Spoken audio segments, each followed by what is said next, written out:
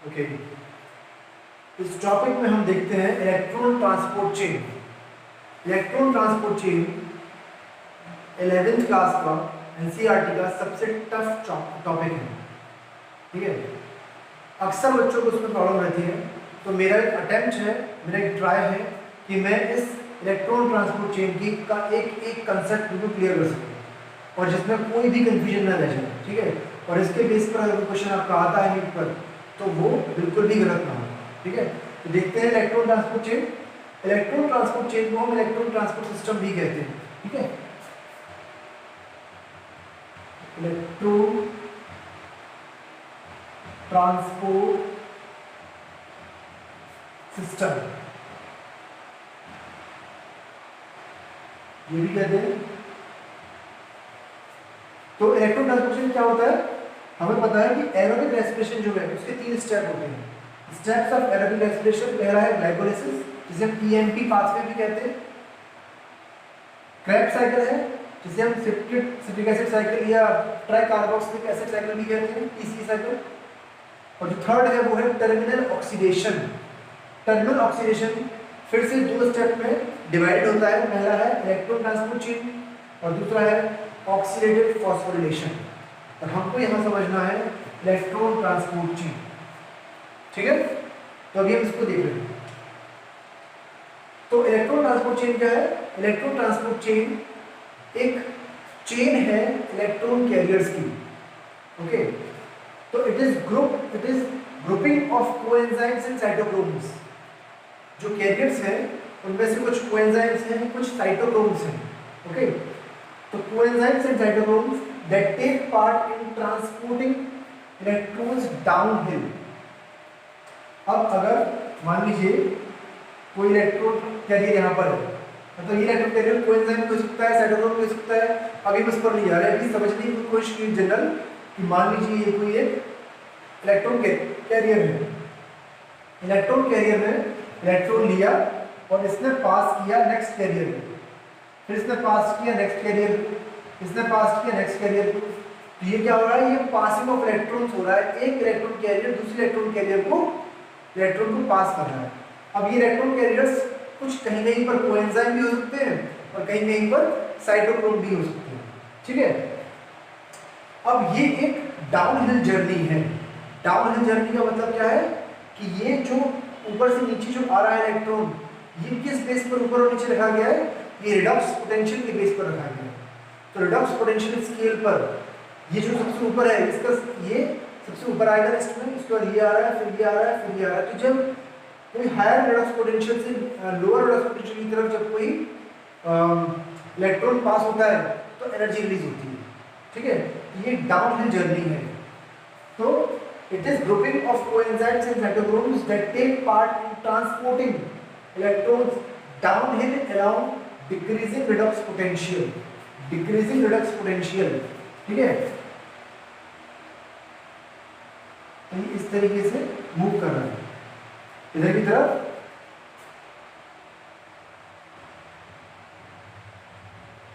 Highest Redux potential, इधर lowest Redux potential, तो ऐसे मूव कर रहा है।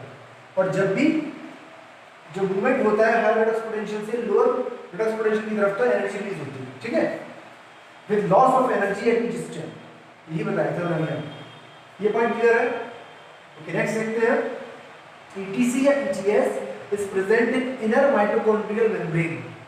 तो माइटोकॉन्ड्रिया की जो माइटोकॉन्ड्रिया की 2 मेम्ब्रेन होती है, एक आउटर मेम्ब्रेन होती है और एक इनर मेम्ब्रेन होती है, ठीक है। तो माइटोकॉन्ड्रिया, ये जो ईटीएस है ये कहाँ प्रेजेंट है? ये इनर माइटोकॉन्ड्रियल मेम्ब्रेन में प्रेजेंट है, ओके। समझ में आया? इनर माइटोकॉन्ड्रियल मेम्ब्रेन में प्रेजेंट है। मतलब मान के चलिए आप, जैसे कि एग्जांपल यहाँ पर ये क्या है? मैट्रिक्स है, मैट्रिक्स। ये जो है ये बीच में पोर्शन है, ये क्या है? This is inner mitochondrial membrane. मैं तो थोड़ा पतला कर देता हूँ इसको। ये इनर माइटोकॉन्ड्रियल मेम्ब्रेन है, ठीक है। फिर ये आउटर माइटोकॉन्ड्रियल मेम्ब्रेन है, ये वाली। और बीच में क्या है? ये इंटर मेम्ब्रेन स्पेस, ठीक है। तो ये बीच में क्या है, इंटर मेम्ब्रेन स्पेस, दो मेम्ब्रेन के बीच में स्पेस है, ये इनर माइटोकॉन्ड्रियल मेम्ब्रेन है, फिर मैट्रिक्स आ जाएगा अंदर, और ये बाहर वाली आउटर माइटोकॉन्ड्रियल मेम्ब्रेन। ओके, तो ये जो ईटीएस प्रेजेंट होती है, ये जो चेन प्रेजेंट होती है, ये कहाँ प्रेजेंट होती है, ये इनर माइटोकॉन्ड्रियल मेम्ब्रेन प्रेजेंट होती है, मतलब इसमें। ओके, तो ईटीसी या ETS present in inner mitochondrial membrane. Next है मेंबर्स ऑफ ईटीसी या ETS are called electron carriers. मैंने बता दिया आपको कि ये जो है एक्चुअली में इलेक्ट्रॉन कैरियर्स हैं। Okay, there are 5 complexes present in ETC. अब 5 कॉम्प्लेक्स बनाए हैं छोटे छोटे से ग्रुप को लेकर, कुछ कोएंजाइम और साइटोक्रोम ने कुछ ग्रुप बना लिया है और ऐसे करके 5 कॉम्प्लेक्स बन गए। ठीक है, ये तो मैंने जनरल में बताया था आपको, और मान के चलिए जैसे कि मान लीजिए साइटोक्रोम और कुछ है, ये ग्रुप बन गया, ये दूसरा ग्रुप है, ऐसे करके ठीक है ग्रुप्स बन गए। तो ऐसे 5 ग्रुप है, 5 कॉम्प्लेक्सेस हैं ईटीसी में। ईटीसी में कितने हैं, 5 कॉम्प्लेक्सेस हैं, तो हमें हर कॉम्प्लेक्स के बारे में डिटेल में पढ़ेंगे। तो ये जनरल ओवरव्यू है इलेक्ट्रॉन ट्रांसपोर्ट चेन का। अब हम एक एक कॉम्प्लेक्स की डिटेल में पढ़ेंगे इसके बाद। ओके, अब हम देखते हैं आगे कॉम्प्लेक्स 1। तो हमें सारे कॉम्प्लेक्स पढ़ने हैं, तो सबसे पहले कॉम्प्लेक्स 1 देखते हैं, लेकिन उससे पहले थोड़ा डायग्राम जो बनाया है तो समझ लेते हैं। इस डायग्राम को हमने, ये इलेक्ट्रॉन ट्रांसपोर्ट चेन का डायग्राम है, इसमें जो बीच में ये आपको दिखाई दे रहा है, ये क्या है, इनर मेम्ब्रेन, ये मैट्रिक्स है, और ये इंटर मेम्ब्रेन स्पेस है। इंटर मेम्ब्रेन स्पेस मतलब आउटर और इनर के बीच में। जैसे कि मान लीजिए अगर मैं बात करूँ तो ये आउटर मेम्ब्रेन है माइटोकॉन्ड्रिया की, दिस साइड आउटर मेम्ब्रेन, और ये इनर मेम्ब्रेन है, ये इनर मेम्ब्रेन है, और ये जो बीच में स्पेस है ये क्या है, इंटर मेम्ब्रेन स्पेस। तो ये इंटर मेम्ब्रेन स्पेस हो गया, इसके बाद ये इनर मेम्ब्रेन हो गई, और फिर ये अंदर इधर तरफ क्या होता है, मैट्रिक्स, ये मैट्रिक्स है। ओके, तो हमको आउटर मेम्ब्रेन से यहाँ पर मतलब नहीं है, इसलिए हम इसको बनाया नहीं है, तो सिर्फ हमें मतलब है किससे, इंटर मेम्ब्रेन स्पेस से, इनर मेम्ब्रेन से और मैट्रिक्स से। ठीक है, तो ये कॉम्प्लेक्स है 4। 5वां कॉम्प्लेक्स ऑक्सीडेटिव फॉस्फोरेशन का होता है, वो बाद में देखेंगे हम। तो ये 4 कॉम्प्लेक्स में हमको दिखाई दे रहे हैं। तो ये सबसे पहला कॉम्प्लेक्स है, ये दूसरा है, ये तीसरा है, और ये चौथा है। This is 4th complex. ठीक है, 1st, 2nd, 3rd and 4th इस तरीके से अरेंज होते हैं। ओके, तो इसको जब समझते हैं हम कॉम्प्लेक्स 1 को। कॉम्प्लेक्स 1 को हम NADH डिहाइड्रोजिनेज कॉम्प्लेक्स भी कहते हैं। NADH dehydrogenase, NADH oxy reductase complex भी कहते हैं इसको। NADH UQ reductase B complex भी कहते हैं इसको। अभी हम देखेंगे UQ क्या होता है। ठीक है, तो ये तीनों नाम भी इस कॉम्प्लेक्स के हैं। ओके, सबसे पहला point, this complex is very big, big complex and L shape. तो ये L शेप है, अगर आप सीधा कर दो तो आपको L जैसा स्ट्रक्चर बनेगा। हम इसको ऑब्जर्व कर देते हैं, ये L शेप स्ट्रक्चर हो जाता है। तो ये L शेप्ड है और बहुत बड़ा कॉम्प्लेक्स होता है। ठीक है, एक्ट एज प्रोटॉन पंप, ये प्रोटॉन पंप की तरह काम करता है, मतलब कि यहाँ से इस कॉम्प्लेक्स से, इस कॉम्प्लेक्स की वजह से, या ये कॉम्प्लेक्स कह लीजिए आप, ये प्रोटॉन को इधर से इधर पंप कराने में हेल्प करेगा। अल्टीमेटली इलेक्ट्रॉन ट्रांसपोर्ट चेन में क्या होना है, इसको समझिए जरा। यहाँ से प्रोटॉन यहाँ जाएंगे, इधर प्रोटॉन आएंगे। तो ये इसका मकसद है, ये इसका एम है, ये इसका ऑब्जेक्टिव है इलेक्ट्रॉन ट्रांसपोर्ट चेन का, कि इनर इंटर मेम्ब्रेन स्पेस में प्रोटॉन्स को लेकर आना, बहुत सारे प्रोटॉन्स को लेकर आना। उसका क्या होगा वो ऑक्सीडेटिव फॉस्फोरेशन में हम समझेंगे। अभी इतना समझिए कि यहाँ पर प्रोटॉन्स आने हैं। ओके, उसके लिए ये कॉम्प्लेक्स एक प्रोटॉन पंप की तरह काम करता है। ठीक है, मतलब ये पंप करेगा प्रोटॉन को इधर से इधर। कैसे करेगा अभी हम देखते हैं इसको। तो एक्ट एज प्रोटॉन पंप। ठीक है, NADH molecule donates 2 electron to FMN। तो ये NADH, NAD से और NADH जो बना है, ये कहाँ बना है, ये क्रेब्ट साइकिल में बना है। क्रेब्ट साइकिल कहाँ होती है, ये मैट्रिक्स में होती है माइटोकॉन्ड्रिया की। ठीक है, तो ये वहाँ बना है। तो यहाँ पर इसके पास 2 इलेक्ट्रॉन, इसने क्या किया, इसने अपने 2 इलेक्ट्रॉन इधर दे दिए। ठीक है, 2 इलेक्ट्रॉन एंड 2 प्रोटॉन इसने किधर दे दिए, इधर दे दिए, FMN को दे दिए। और FMN में जब 2 इलेक्ट्रॉन 2 प्रोटॉन लिए तो ये रिड्यूस हो गया FMNH2 में।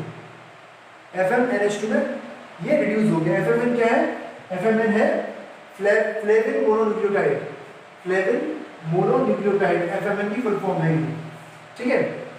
तो इलेक्ट्रॉन दो FMN को दे दिए, FMN रिड्यूस हो गया और वो कन्वर्ट हो गया FMNH2 में, रिड्यूस्ड इनटू FMNH2। ओके, इस अब ये FMNH2 क्या होगा, ये ब्रेक होगा। Now FMNH2 breaks to release proton and electron. तो उसने अपने प्रोटॉन को तो रिलीज कर दिया और वो दोनों प्रोटॉन थे वो कहां पहुंच गए, वो पहुंच गए इधर। ठीक है, ये दो प्रोटॉन क्या है, ये दो प्रोटॉन जो FMNH2 को ब्रेक होने से आए, ये ब्रेक हुआ, दो प्रोटॉन इधर पंप हो गए और दो इलेक्ट्रॉन जो है वो कहां पहुंच गए, FeS कॉम्प्लेक्स के पास। इसे हम आयरन सल्फर कॉम्प्लेक्स कहते हैं, आयरन सल्फर कॉम्प्लेक्स। तो FMNH2 ने अपने इलेक्ट्रॉन उसको दे दिए और प्रोटॉन इधर पंप हो गए। अब ये पंप होने के लिए एनर्जी कहां से आई, ठीक है, ये पंप होने के लिए एनर्जी कहां से आई, मैं बताया था आपको कि जो इलेक्ट्रॉन कैरियर से, ये सब क्या है, इलेक्ट्रॉन कैरियर से। तो इलेक्ट्रॉन कैरियर जब हायर एक्सपोनेंशियल से लो की तरफ जाता है तो एनर्जी रिलीज होती है, वही एनर्जी इस प्रोटॉन को पंप करवा रही है।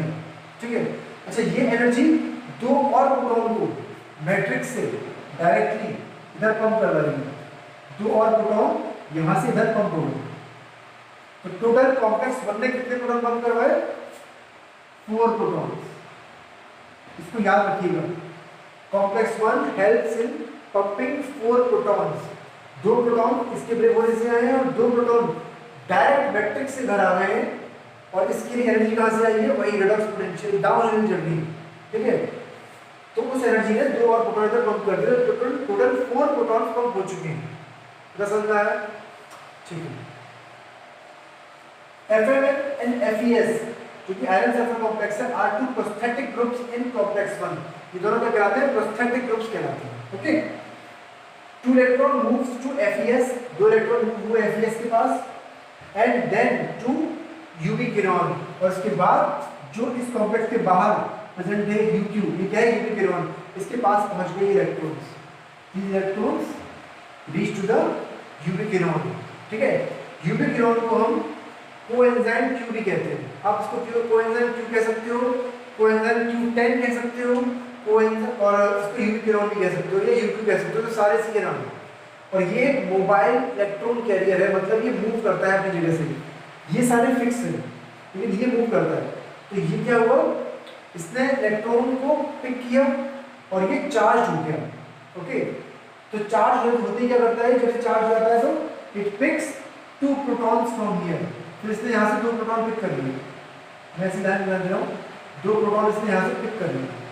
ठीक है, इस ये लाइन आपको मैं जो बता रहा हूँ आपको, ये लाइन आपको एनसीईआरटी डायग्राम में बनी नहीं मिलेगी, लेकिन जैसे ही ये UQ जो इलेक्ट्रॉन पिक करता है FeS से, तो ये चार्ज हो जाता है और चार्ज होने के बाद 2 प्रोटॉन के पिक कर लेता है मैट्रिक्स से यहाँ से और रिड्यूस हो जाता है। रिड्यूस होने पर क्या हो जाएगा, ये चेंज हो जाता है UQH2 में। नाउ UV किरण रिड्यूस टू, रिडक्शन क्या होता है, हाइड्रोजन का एडिशन। यहाँ पर प्रोटॉन यहाँ से आया, इधर पे ऐड हो गया और ये क्या बन गया, UQH2। UQH2 को क्या कहते हैं, UV किनॉल, UV किनॉल कहते हैं इसको। ठीक है, ओके, तो यहाँ पे मैं लिख देता हूँ, इधर मैं लिखा नहीं है।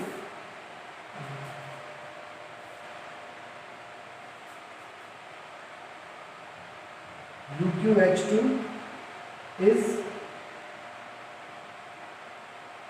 called as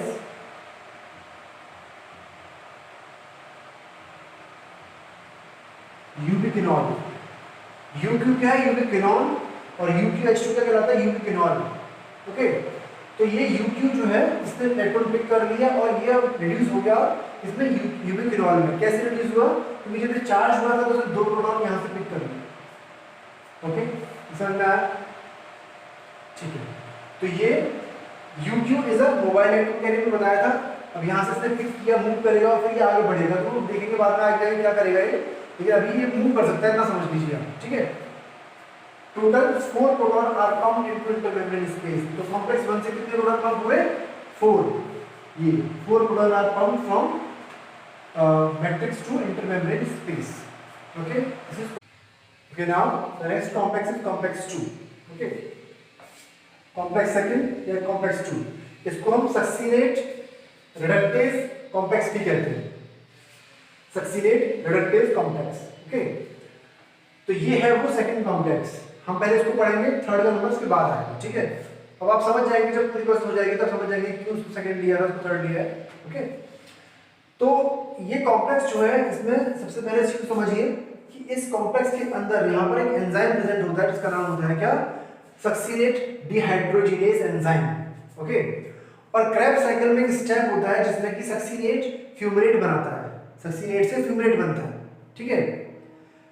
तो सक्सीनेट डिहाइड्रोजिनेज एंजाइम इस रिएक्शन को करवाता है, मतलब ये जो रिएक्शन हो रही है ये हो रही है मैट्रिक्स में, लेकिन ये कॉम्प्लेक्स जो ये है इनर मेम्ब्रेन स्पेस में, और इसके अंदर प्रेजेंट है वो एंजाइम, तो वो एंजाइम यहाँ होते हुए इस रिएक्शन को करवाता है, ठीक है, सक्सीनेट को फ्यूमरेट में कन्वर्ट करवाता है। तो डिहाइड्रो इसीलिए क्या कहते हैं, सक्सीनेट रिडक्टेज, इसको हम कॉम्प्लेक्स भी कहते हैं, ओके, जो सक्सीनेट को रिडक्शन करवा रहा है उसका एक तरीके से, ठीक है, ओके।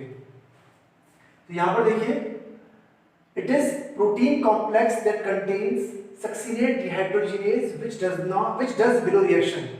तो it is a protein complex, ये प्रोटीन कॉम्प्लेक्स है, प्रोटीन का बना हुआ है, that contains succinate dehydrogenase enzyme which does below reaction, succinate को फ्यूमरेट में कन्वर्ट कर रहा है, कैसे, ये सक्सीनेट डिहाइड्रोजिनेज एंजाइम की हेल्प से, ठीक है।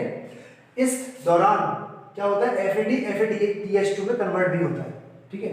तो यहाँ पर FAD जो है वो FADH2 में कन्वर्ट हो रहा है, ओके, और ये FADH2 कहाँ पहुंच जाता है, इस कॉम्प्लेक्स के अंदर पहुंच जाता है, ठीक है। FADH2 remains inside inner membrane, inner membrane में ये रहता है इस कॉम्प्लेक्स के अंदर, it gives 2 electrons to FES, और ये FADH2 जो होता है ये ब्रेक डाउन हो जाता है और 2 इलेक्ट्रॉन FES को दे देता है, और ये ऑक्सीडाइज होने के बाद FAD में कन्वर्ट हो जाता है, और 2 इलेक्ट्रॉन्स ने किसको दे दिए, FES कॉम्प्लेक्स को। FES कॉम्प्लेक्स फिर एक और फर्दर FES कॉम्प्लेक्स होता है, उसको देता है इलेक्ट्रॉन्स, और फिर ये FES जो होता है कॉम्प्लेक्स, ये फाइनली इलेक्ट्रॉन देता है यूबिक्विनोन को, जो इस कॉम्प्लेक्स के बाहर प्रेजेंट है, ठीक है। तो FADH2 remains inside inner membrane, it gives 2 electron to FES, 2 electron to FES complex gets oxidized to FAD, और oxidized to FAD, FAD में ऑक्सीडाइज हो गया, ठीक है। FES या iron sulphur complex hand over 2 electron to ubiquinone, और iron sulphur complex ने, FES complex ने जो इलेक्ट्रॉन है 2 किसको दे दिया, यूबिक्विनोन को, यूबिक्विनोन को दे दिया, ठीक है। यूबिक्विनोन चार्ज हो गया, जैसे यहाँ पर हुआ था चार्ज हो गया, और वो उसने यहाँ से 2 प्रोटॉन पिक कर लिए और वो UqH2 में कन्वर्ट हो गया, यानी यूबिक्विनोल में कन्वर्ट हो गया, ओके, यूबिक्विनोल में। It does not pump any electron, ये कॉम्प्लेक्स कोई भी प्रोटॉन इधर से इधर नहीं पंप करता है। It is very important कि जो सेकंड कॉम्प्लेक्स है, जो सक्सीनेट डिहाइड्रोजिनेज कॉम्प्लेक्स है, ये कोई भी प्रोटॉन मैट्रिक्स से इंटर मेम्ब्रेन स्पेस में पंप नहीं करता है। यहाँ से कोई भी प्रोटॉन आप यहाँ से इधर जाता हुआ नहीं देख रहे हो, ये कोई प्रोटॉन यहाँ से पंप नहीं करेगा, ठीक है। It is all about complex second. Okay, now we will see complex third. Complex third को हम साइटोक्रोम रिडक्टेज कॉम्प्लेक्स भी कहते हैं, साइटोक्रोम रिडक्टेज कॉम्प्लेक्स, ठीक है। अच्छा, इट कंटेन्स साइटोक्रोम C1, ये क्या क्या कंटेन करता है पहले हम देख लेते हैं। ये कॉम्प्लेक्स जो है इसमें हमें एक साइटोक्रोम C1 मिलेगा देखने को, देखिए यहाँ पर ये है, ठीक है, साइटोक्रोम C1 मिलेगा। साइटोक्रोम C1 में ये इंपॉर्टेंट चीज है कि ये एक हीम ग्रुप कंटेन करता है, ठीक है, इसमें कुछ आयरन कंटेनिंग हीम ग्रुप्स हैं, तो साइटोक्रोम C1 में एक हीम ग्रुप होता है, और यहाँ पर एक साइटोक्रोम B भी है। साइटोक्रोम B में 2 हीम ग्रुप होते हैं, ठीक है, साइटोक्रोम C1 साइटोक्रोम B दोनों इसमें प्रेजेंट है कॉम्प्लेक्स थर्ड में, okay. In this electron travel from, अब देखिए यहाँ पर क्या हो रहा है, यहाँ तक हम आ चुके थे, यहाँ पर ये था जो यूबिक्विनोन ने यहाँ से इलेक्ट्रॉन लिए थे और फिर चार्ज हो गया था, यहाँ से उसने प्रोटॉन ले लिया था और ये रिड्यूस हो गया था यूबिक्विनोल में, यहाँ तक हम देख चुके थे पिछले कॉम्प्लेक्स में। अब UqH2 जो है ये रिड्यूस हो जाए, ये इतने जो इलेक्ट्रॉन है वो देगा साइटोक्रोम B को, साइटोक्रोम B को उसने इलेक्ट्रॉन दे दिया अपना, साइटोक्रोम B से इलेक्ट्रॉन गया FES के पास, FES से गया UQ के पास, UQ से गया UQ रिड्यूस हो गया UqH2 में, ठीक है, चार्ज हो गया, मतलब इससे इलेक्ट्रॉन लिए क्या हो गया, चार्ज हो गया, और इसने 2 प्रोटॉन यहाँ से पिक कर लिए, जैसे पिक कर लिए, और ये रिड्यूस हो गया यूबिक्विनोल में, ठीक है, ओके। इसके बाद यूबिक्विनोल ने अपने जो इलेक्ट्रॉन थे वो दे दिए किसको, साइटोक्रोम C1 को, और साइटोक्रोम C1 ने दे दिए फाइनली साइटोक्रोम C को, जो कि इस कॉम्प्लेक्स से बाहर प्रेजेंट है, और ये भी एक मोबाइल इलेक्ट्रॉन कैरियर है यूबिक्विनोन की तरह। मैं फिर से बता रहा हूँ, यहाँ से इलेक्ट्रॉन जो है वो गए साइटोक्रोम B को, फिर FeS को, फिर यूबिक्विनोन को, यूबिक्विनोन रिड्यूस हो गया, मतलब इसने इलेक्ट्रॉन ले लिए तो चार्ज हो गया तो इसने यहाँ से प्रोटॉन पिक कर लिए, तो ये रिड्यूस हो गया यूबिक्विनोन में। यूबिक्विनोन ने प्रोटॉन दे सॉरी इलेक्ट्रॉन दे दी किसको, साइटोक्रोम C1 को, साइटोक्रोम C1 ने इलेक्ट्रॉन दे दी साइटोक्रोम C को, ठीक है। तो यही सब यहाँ पे लिखा हुआ है पूरा। In this electrons travel from UQH2 to cytochrome C। तो यहाँ से इलेक्ट्रॉन कहाँ पहुंचे हैं, साइटोक्रोम C तक। तो ये पूरी जो है ये क्या कहलाती है, इसे हम कहते हैं क्यू साइकिल। तो in this electron travels from UQH2 to cytochrome C, UQH2 to cytochrome C, and this path is called Q cycle. Your process is called Q cycle. UQH2 gives electron to cytochrome B, UQH2 gives electron to cytochrome B, then to FeS, उसके बाद FeS पर गए, then to यूबिक्विनोन पर गए, and UQH2 is formed, और UQH2 form हो गया, ठीक है। UQH2 ने इलेक्ट्रॉन दिए साइटोक्रोम C1 को, UQH2 give electrons to cytochrome C1, then to cytochrome C, फिर साइटोक्रोम C के पास गया, जो कि एक मोबाइल इलेक्ट्रॉन कैरियर है। याद रखिएगा साइटोक्रोम C मूव कर सकता है, ये मोबाइल इलेक्ट्रॉन कैरियर है, तो ये इलेक्ट्रॉन को लेकर जाएगा फोर्थ कॉम्प्लेक्स तक, ठीक है। ओके, अच्छा अब देखिए ये जो कॉम्प्लेक्स है टोटल 4 प्रोटॉन पंप करेगा, 4 प्रोटॉन। कैसे करेगा, ऊपर से हमें याद है यहाँ तक जब हमने देखा था तो ये यहाँ पर आकर हमने प्रोसेस रोक दी थी इधर, ठीक है। तो ये UQH2 यूएस के पास क्या 2 प्रोटॉन है, इसने 2 प्रोटॉन यहाँ से पिक किए थे ना, तभी तो बना था। तो इसने अपने 2 प्रोटॉन, इसके 2 प्रोटॉन इधर पंप हो गए, तो 2 प्रोटॉन यहाँ से आए। अच्छा ये UQH2 था, ये यहाँ से भी 2 प्रोटॉन इधर आ गए, ये भी इधर पंप हो गए, ठीक है। तो टोटल 4 प्रोटॉन पंप हो गए इधर, 4 प्रोटॉन्स, ठीक है। तो फिर से बता रहा हूँ कैसे आए। हमने जब पहला कॉम्प्लेक्स देखा था तो उसमें इलेक्ट्रॉन यहाँ से यहाँ आया था, फिर ये इसके पास आया था, फिर ये इसने 2 प्रोटॉन यहाँ से पिक कर लिए थे, तो ये रिड्यूस हो गया था और यूबिक्विनोन बना लिया था। उसके बाद हमने फिर सीधे इसको देखा था, इस कॉम्प्लेक्स को देखा था, इस पर इसको यहीं पर रोक दिया था।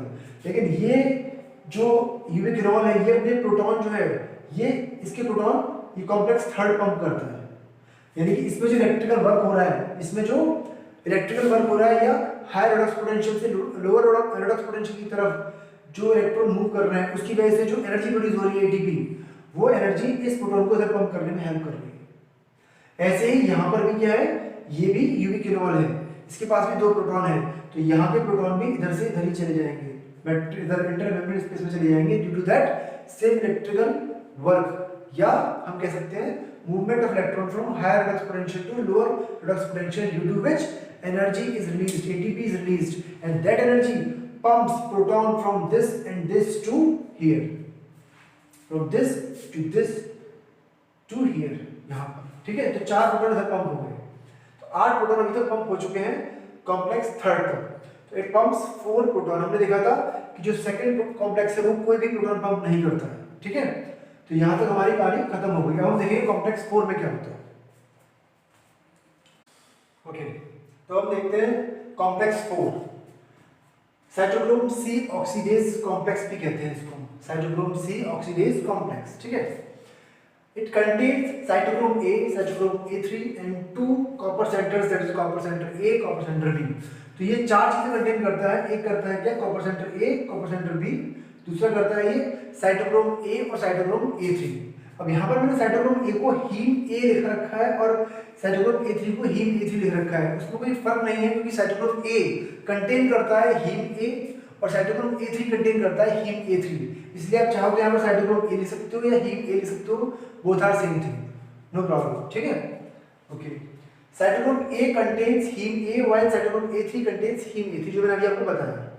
This complex transfers electrons from reduced cytochrome C to oxygen. अब देखिए यहाँ पे क्या हो रहा है, यहाँ पर जो साइटोक्रोम C है, जो यहाँ से इलेक्ट्रॉन को लेकर आया है। साइटोक्रोम C के साथ एक प्रॉब्लम ये है कि एक साइटोक्रोम C सिर्फ एक ही इलेक्ट्रॉन को कैरी कर सकता है, और यहाँ से 2 इलेक्ट्रॉन आ रहे थे, ठीक है। यहाँ से 2 इलेक्ट्रॉन आ रहे हैं, तो यहाँ से जो 2 इलेक्ट्रॉन आ रहे हैं, कैरी एक ही कर सकता है। मतलब क्या हुआ कि पहले एक साइटोक्रोम C एक इलेक्ट्रॉन को लेकर आएगा, फिर दूसरा साइटोक्रोम सी दूसरे इलेक्ट्रॉन को लेकर आएगा, एक एक करके इलेक्ट्रॉन आएगा, ठीक है। तो साइटोक्रोम सी एक क्या मोबाइल इलेक्ट्रॉन कैरियर है which can carry only single electron, ठीक है। Cytochrome C can carry single electron, hence two cytochrome C are required, दो साइटोक्रोम सी हमको चाहिए जो यहां से इलेक्ट्रॉन दो इलेक्ट्रॉन को लेकर आ सके। Cytochrome C gives electron to complex 4, cytochrome C किसको दे रहा है इलेक्ट्रॉन, इस कॉम्प्लेक्स 4 को दे रहा है, ठीक है। One electron stops at haem A3, एक इलेक्ट्रॉन जो है वो पहले इलेक्ट्रॉन यहां से यहां आएगा कॉपर सेंटर ए पर, कॉपर सेंटर ए से फिर साइटोक्रोम ए पे आएगा, यानी कि हीम ए भी कह सकते हैं इसको हम, और उसके बाद फिर ये हीम A3 या साइटोक्रोम A3 तक जाएगा और यहां पर आके स्टॉप हो जाएगा, ठीक है। नहीं यहां से फिर जाएगा कॉपर बी पर, इस पे पहुंचेगा, तो यहां तक इलेक्ट्रॉन पहुंच गया, ओके। दूसरा साइटोक्रोम सी जो दूसरा इलेक्ट्रॉन लेकर आ रहा है उसने भी क्या किया, इलेक्ट्रॉन इसको दिया, फिर इसको दिया, फिर इसको दिया, रुक गया, एक इलेक्ट्रॉन यहां पर रुक गया और एक इलेक्ट्रॉन यहां पर रुक गया, ठीक है। तो यहां पर दोनों इलेक्ट्रॉन अलग अलग इस पर आके अटैच हो गए या फिर से कनेक्ट हो गए, तो ये कंडीशन बन गई, ठीक है।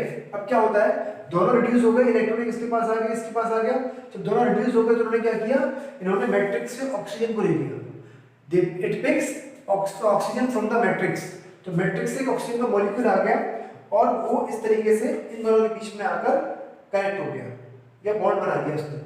इस ब्रिज को हम कहते हैं क्या, पेरोक्साइड ब्रिज, तो ये पेरोक्साइड ब्रिज बन गया, दिस इज पेरोक्साइड ब्रिज, ठीक है। तो देखिए यहां पे क्या लिखा है, cytochrome C give electrons to complex 4, one electron stops at haem A3, एक इलेक्ट्रॉन यहां पर स्टॉप हो जाता है, and other electron stops at copper centre B, वो एक यहां पर स्टॉप हो जाता है, ठीक है। Oxygen molecule comes in to form peroxide bridge, oxygen molecule वहां से पिक हो जाएगा और एक पेरोक्साइड ब्रिज बन जाएगा, एक पेरोक्साइड ब्रिज बन जाएगा between haem A3 and copper centre B, between haem A3 and copper centre B, तो ये बन गया पेरोक्साइड ब्रिज, ओके। अब क्या होगा, at this stage two protons are picked, अब दो प्रोटॉन बाहर से पिक किए जाते हैं, ठीक है। देखिए दो प्रोटॉन यहां से पिक किए जा रहे हैं, एक ऑक्सीजन मॉलिक्यूल आ चुका है, दो प्रोटॉन पिक किए जा रहे हैं मैट्रिक्स से, और मैट्रिक्स से दो प्रोटॉन जब पिक किए इसने तो क्या हुआ, तो उस दो प्रोटॉन ने क्या किया, एक प्रोटॉन में दो हाइड्रोजन होते हैं, एक हाइड्रोजन इससे आगे अटैच हो गया, इस ऑक्सीजन से एक इससे आगे अटैच हो गया और ये ब्रिज टूट गया बीच में से, ये टूट गया, ब्रेक हो गया, इट ब्रेक्स, और ब्रेक होने के बाद ये बन गया हीम A3 के साथ OH जुड़ गया, हीम A3 के साथ OH, और ये कॉपर सेंटर B के साथ OH, OH कहां से आया, इस O के साथ जो प्रोटॉन पिक हुआ है, उस प्रोटॉन में दो हाइड्रोजन है, एक हाइड्रोजन इस ऑक्सीजन के साथ अटैच हो गया और एक इसके साथ अटैच हो गया और ये बॉन्ड ब्रेक हो गया, तो हीम A3 और OH का एक ग्रुप एक बन जाएगा ग्रुप, और एक copper B, copper centre B और OH का बन जाएगा, ठीक है। इन दोनों के बीच में बॉन्ड बन गया। अब दो और प्रोटॉन पिक होंगे यहां से, two more protons are picked, दो और प्रोटॉन यहां से पिक होते हैं, तो यहां पर मैं 4 प्रोटॉन्स लिख देता हूं, 4 प्रोटॉन्स, ठीक है। 4 प्रोटॉन्स यहां पर पिक हो गए, are picked to form 2H2, अब दो प्रोटॉन और आएंगे तो दो हाइड्रोजन और आएंगे तो क्या होगा, एक हाइड्रोजन इसके साथ जुड़ेगा और एक हाइड्रोजन इसके साथ जुड़ेगा, तो OH पहले से ही है, एक हाइड्रोजन और जुड़ जाएगा तो क्या हो जाएगा, H2 हो जाएगा, यहां पर भी OH पहले से ही एक हाइड्रोजन आएगा तो क्या होगा, H2 हो जाएगा, तो एक्चुअली में 2 H2O बन गए, तो यहां पर 2 H2O बन गया, 2 H2O मतलब ये क्या है, मेटाबॉलिक वाटर, तो यहां पर देखिए क्या हुआ है, 2 H2O, ओके 2 H2O। अब एनसीईआरटी में यहां पर क्या लिखा हुआ है, H2O लिखा है सिर्फ, और यहां पर लिखा हुआ है हाफ O2 और यहां पर 2H। अगर आपको देखना है, इसको समझना है, तो आप देखिए, अगर आप चाहते हो कि आप यहां पर सिर्फ एक वाटर मॉलिक्यूल बनाओ, तो यहां पर इसको हाफ कर दीजिए, सारा हो जाएगा, आपको कोई प्रॉब्लम नहीं है। जैसे कि मान लीजिए अगर मैं चाहता हूं यहां पर इसको दिखाना, जैसे ये है, इसको मैं अगर सिर्फ हाइड्रोजन सिर्फ एक वाटर मॉलिक्यूल दिखाना चाहता हूं, तो इसको आप यहां पर हाफ कर दीजिए सारा, इसको 2 कर दीजिए, ये एनसीईआरटी में दिया हुआ है, चाहो तो आप ऐसे कर लीजिए, एक्चुअली में होता है ऐसे, पूरा बनता 2 वाटर मॉलिक्यूल है, पर अगर आप एक वाटर मॉलिक्यूल देखना चाहते हैं तो उसके लिए आपको इस रिएक्टेंट्स को भी हाफ करना पड़ेगा, ठीक है। तो आप ऐसे कर लीजिए, बात वही है, इसको कोई फर्क नहीं पड़ेगा, ठीक है। तो अगर आप तो यहां पर क्या हुआ, टोटल यहां पर वाटर मॉलिक्यूल बन गया कितना, 2 वाटर मॉलिक्यूल इधर बन गए, लेकिन अगर आप एक वाटर मॉलिक्यूल दिखाना चाहते हैं तो आप दिखा सकते हैं, यहां पर आपको हाफ O2 करना पड़ेगा और 2H या 2 प्रोटॉन्स करने पड़ेंगे। अगर आप 2 दिखाएंगे तो यहां पर आपको इसको डबल करना पड़ जाएगा, यानी कि ये O2 मॉलिक्यूल हो जाएगा और ये 4 प्रोटॉन्स हो जाएंगे। ओके तो अब जो इलेक्ट्रिकल वर्क हुआ है इस कॉम्प्लेक्स में, इसकी वजह से क्या हुआ है, इसकी वजह से 2 प्रोटॉन्स इधर से इधर पंप हो गए, 2 प्रोटॉन्स इधर से इधर पंप हो गए। तो यहाँ टोटल कितने प्रोटॉन्स पंप हो गए, 4 + 4 + 2, तो टोटल 10 प्रोटॉन्स पंप हो गए। ठीक है, अगर आपसे पूछा जाता है कि एक वाटर मॉलिक्यूल बनाने के लिए कितने प्रोटॉन पंप हुए, तो आप क्या लिखेंगे, 10 प्रोटॉन्स पंप हुए हैं। लेकिन अगर यहाँ 2 प्रोटॉन 2 बार वाटर मॉलिक्यूल आ जाते हैं यहाँ बनाने के लिए, तो ये पूरी बस एक बार फिर से होगी पूरी, तो यहाँ पर क्या होगा, तो 4 प्रोटॉन्स पंप हो जाएंगे, तो यानी कि टोटल 12 प्रोटॉन पंप हो जाएंगे। तो अगर एक वाटर मॉलिक्यूल के आता है, मेटाबॉलिक वाटर के लिए आता है, तो क्या है 10 प्रोटॉन्स पंप होंगे, और अगर 2 वाटर मॉलिक्यूल के आता है तो 12 प्रोटॉन्स पंप होंगे। ठीक है, अच्छा इससे क्या होगा, इससे इधर की तरफ प्रोटॉन की जो कंसंट्रेशन है वो बढ़ गई है और मैट्रिक्स में प्रोटॉन की कंसंट्रेशन घट गई है। तो इस तरफ टोटल पॉजिटिव चार्ज ज्यादा हो गया है, इस तरफ टोटल पॉजिटिव चार्ज कम हो गया है, यानी कि इलेक्ट्रोकेमिकल पोटेंशियल जो है वो उसमें वो ग्रेडियंट डेवलप हो गया है। इलेक्ट्रोकेमिकल पोटेंशियल डेवलप हो गया है, जिसकी या ग्रेडियंट डेवलप हो गया है, जिसकी वजह से क्या हुआ है, जिसे हम क्या कहते हैं, वी कॉल इट पीएमएफ। ये जो ग्रेडियंट डेवलप हुआ है इसकी वजह से इसे हम कहते हैं PMF, proton motive force. Okay, और इस ग्रेडियंट की वजह से ही ये प्रोटॉन्स जो होंगे वो इधर की तरफ वापस जाना चाहेंगे, क्योंकि ग्रेडियंट क्या हो गया, यहाँ टोटल पॉजिटिव चार्ज ज्यादा हो गया है और यहाँ पर कम हो गया है। ठीक है, तो इलेक्ट्रोकेमिकल पोटेंशियल ग्रेडियंट जो डेवलप हुआ है उसे हम कहते हैं क्या, पीएमएफ, प्रोटॉन मोटिव फोर्स।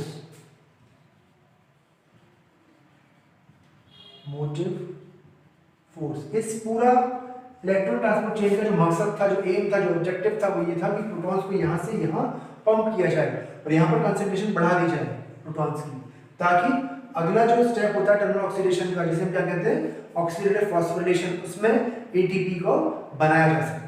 ठीक है, क्योंकि कॉम्प्लेक्स 5th है, तो वो हम बाद में किसी वीडियो में दिखेंगे, नेक्स्ट वीडियो में देखेंगे, लेकिन अभी के लिए ये पूरी क्या है, ETS है।